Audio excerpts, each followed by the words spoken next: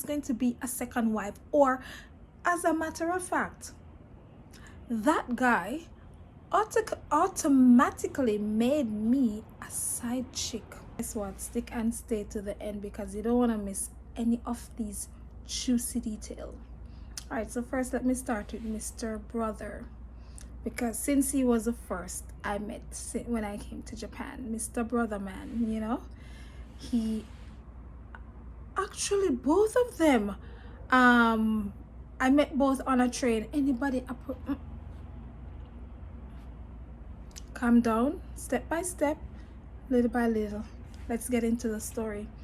So Mr. Brother man jumped on the train, and of course he saw another black girl. It's so always so nice when you see somebody who is, you know, look like you, speak English, and you know, your own family. So you're always so happy to see your brother, your family, because I mean, most times you're like the only, or rarely you'll find that you'll have two black persons on a train, unless you're living in a big city like Tokyo or maybe Osaka, and even then it's still not so popular, right? So Mr. Brotherman jumped on the train, he saw me, he said hello. When I heard hello, I looked back as I was like, wow, somebody said hello. It sounded like, it didn't sound like hero or nah, disrespect, it didn't sound like a Japanese. So I turned around and that was him, and he said, hi, how long have you been in Japan? And you know, the regular questions. I asked him the same, what are you doing here? He told me he was here studying on scholarship, PhD and stuff, and you know, he said to me, I know how lonely it can be because I've been here for a while, so if you want to hook up with my friends, we have like African parties and stuff like that, it's okay, we can exchange line. So line is kind of like WhatsApp, except that it's more private because nobody can see when you're online. They can only see if you read their messages. So for persons who don't know what line is or how it operates, it's more like in the Asian region, and I guess they do it like that because the Asians are very reserved people. I don't know why, but it's a bit more private. You can't get somebody's number based on their line contact. If they don't give you their phone number, you don't have it. You just have line, and you can decide if you want to delete or exit the conversation, as somebody exited a conversation between both of us before, so I don't even know how that works. But yeah, so I have little to no reservation in exchanging line because I can just ghost you, I can delete, you don't have my number, you can't call me, right? So I exchanged line, and that was it. Like 2 days after we met, he asked me if we could go somewhere, and I said no, it's all right, I just got in, I'm tired, so I'll just chill, and say okay, fine. About 3 days after, he asked me if I would want to go somewhere and just hang out for, you know, it was a Friday evening, and I thought about it. I was like, okay, fine. It at that point it wasn't anything, it was just, you know, my fellow brother. Oh, understand? So I said all right, fine. We went out, and it was okay, it was good. Had something to eat and chat a little bit and laughed, and I was really happy that I got a friend. You know, the only foreigner friend that I had was a Filipino who was really nice to me anyhow. And so yeah, that's where it started. And then he started to express that he really likes me, he likes my style, etc etc etc. I'm like, okay, we're just talking, you know, like casually talking, nothing serious. And so we went out again. So we went out a few more times and exchanged cards. Funny, right? Exchange business card. I guess in exchanging his card, he was just trying to assure me that this is who I am, this is the school that I attend, and this is my name, as I told you what my name is. he did something weird, which should have been a red flag for me. But in the past, I've been very, very difficult with men. Hence, I haven't been on many dates because I don't really give my men the time of day easily. Yeah, my heart has been locked off for many, many years, and it's still tight. It's still tight. It's not easy to get through to me. It's not because I've been hurt or anything. I just wanna I want to protect myself, you know. I've heard and I've seen the horror stories, and it's not like they've impacted me negatively, but I'm just not that out and bad type of person, especially because I've been a Christian for years and I've been sheltered. So what he did, I should have taken it as a red flag. He hugged a little bit too close, but I allowed him to, you know, go out with me again. He sent me a message, and he even himself said that he thought that I would have just not speak to him because he realized that I'm a tough cookie. But I said, you know what, sometimes you don't have to be so hard. Anyways, let's fast forward to a few weeks later when we become good friends and everything, and I'm starting to think that, oh wow, this could actually be like God setting me up for my husband. I can't believe it. I've been in Japan for such a long time and I found my husband. Like, wow, so many females talk about how hard it is to find a man, and look at me, baby. I found my husband in just a few months into Japan, not even 2 years. Come on. Oh, God, you are amazing. I'm like, wow. He had so many nice traits that I enjoyed. I liked the fact that he loved to sing and he could play different instruments, and he taught me like different games, and I taught him Jamaican games, and he loved Jamaica. Whenever I share my Jamaican food with him, he would enjoy it. He's just like, oh wow, the culture difference is not so far off, and he made me laugh. It was nice until one day I just didn't want to hear from him. I just felt angry. I didn't know what it was. I just didn't want to. He sent me a message, and I just it just rubbed me the wrong way. Like, the message was okay. It was just like, oh hi, can we meet up this evening or something like that, and I was upset. And I said, God, something is wrong. I said, something is wrong. I just get up one day and I'm just so mad at him. I don't want to hear from him. I don't want him to call me. And I'm like, something is wrong. So I went home and I sat down in silence and I listened. I said, Father, speak to me. I am listening, because obviously something is wrong. And I don't want to be that person who is caught up with the heart, the heart is caught up and so entangled to the point where you can't hear when God says, no, this is not it. I don't want to be that person. I always try to, you know, listen to that still small voice. So of course I sat down and I said, Father, I'm listening. I sat down and I said, Father, I'm listening. And I took my phone out and I started to scroll on Instagram. I clicked on, I don't even remember how I got to that particular page, but I think I clicked on his page and I clicked on somebody's picture that he liked. I clicked on her name.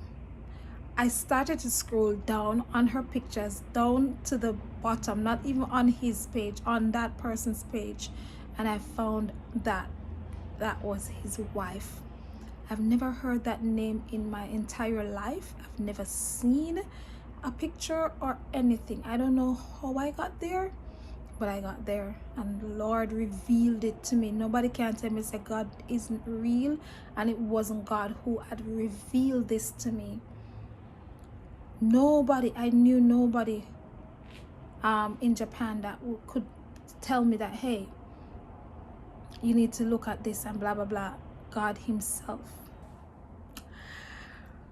I sat on the floor when I saw the pictures. I sat on the floor and I said, all right, how do I handle this? What do I do from here? Of course, cut off the little, shut the front door.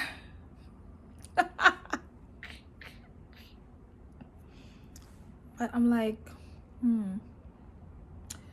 I drove to his school and sat in the car and I was looking at the pictures. He came to the window and he saw me looking at the pictures and he smiled. I got out of the car. He was trying to hug me. I was like, are you serious right now? You're trying to hug me? Like, did you see what I just saw? You saw what I just saw and you're acting as if it's nothing. Oh, I was going to tell you, but I was waiting for the right time. And so these are the excuses why he didn't tell me. He was waiting for the right time. He didn't want to tell me too soon because he would have lost me. He didn't want to lose me. Like, obviously you're still going to lose me. Like, who the hell is going to be a second wife? Or, as a matter of fact, that guy automatically made me a side chick.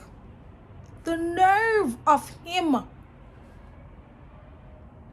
Look on Father God, princess, daughter, queen, and made her into a side chick automatically. I didn't decide if I wanted to be a side chick because whether I like it or not, that was the position I was in. The guy was happy. Not even gonna say happily. The guy was married. You hear? Married for years. Married for years.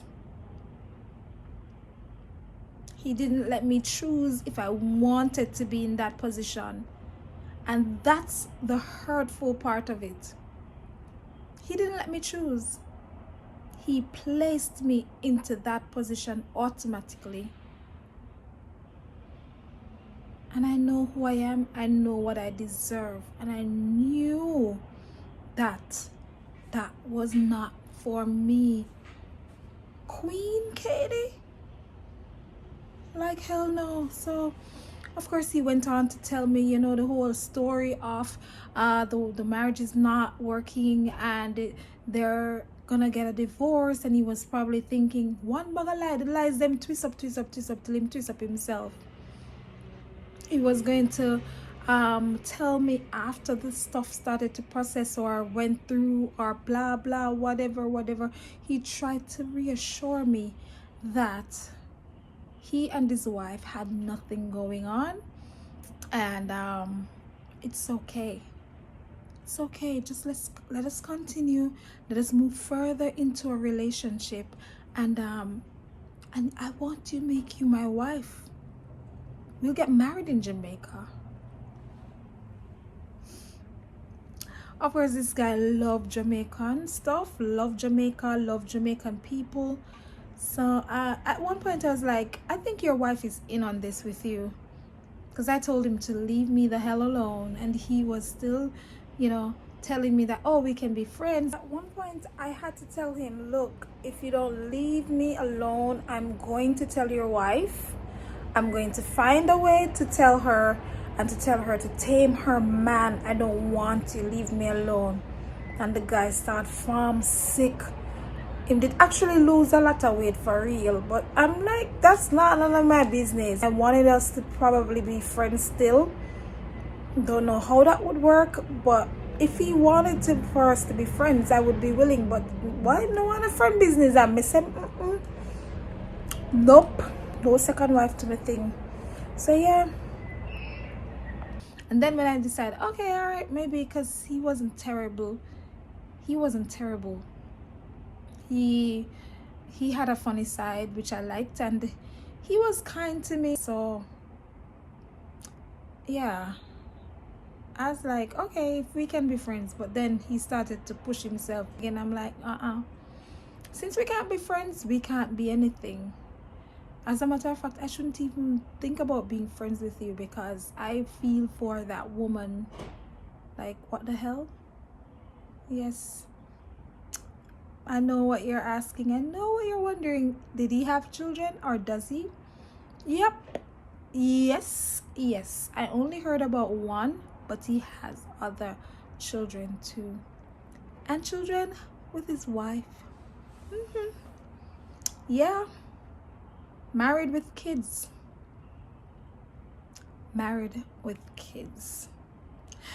Okay, so you started to talk to the guy, started to feeling for him, fell in love and all of that, and you didn't even check social media or whatever before you start to get head over heels. Well, if you want to judge me, you can go ahead and judge, but hear what? Sometimes some of us have to learn before we understand exactly what life is and what is out there, because as I've said before, I'm very naive with a lot of things. And my first real love out of all with you. Swear me and a guy that gonna get married, me still love him, you know? Oh God. So awesome. I have to tell you another time why we broke up and why we may get married soon. Yes, my faith. But he gave me no reason to be checking people's phone, or he was my first big woman like me. First real love. I would have been married if it wasn't for certain things which I'm not gonna get into in this video because it's already so long. But he caused me to trust too much, and I didn't understand fully that, yeah, you do your investigation, but so yeah, I was just naive. Yeah. And I know that you can't just openly trust people like that.